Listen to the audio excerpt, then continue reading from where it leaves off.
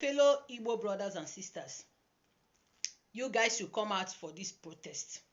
We're talking about Nigeria here. We're not just talking about the Igbos.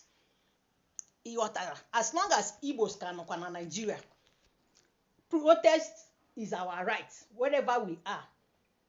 Anyị aga amara kala ndị obodo oyibo na-eme protest. We cannot know better than the Western world that are still doing protests against their evil and corrupt leaders.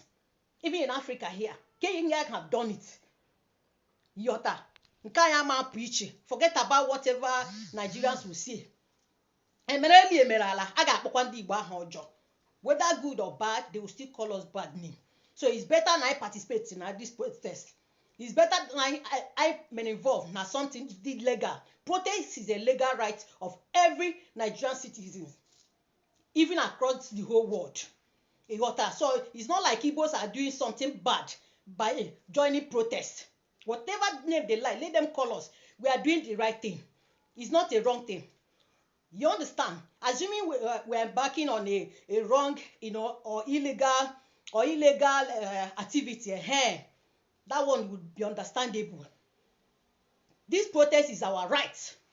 It's our right. Don't forget about all these tribal antics they are throwing here and there. We're talking about Nigeria.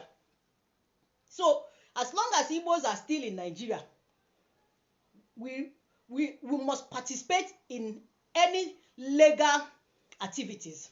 Okay? So you guys should come out. Let's participate in this protest. Hunger does not know tribe. Forget about all this APC propaganda that they are doing. Ndị Igbo no pụta ka eme protest. Okay? Ọ ya dịrị onye Igbo ọbụla mma.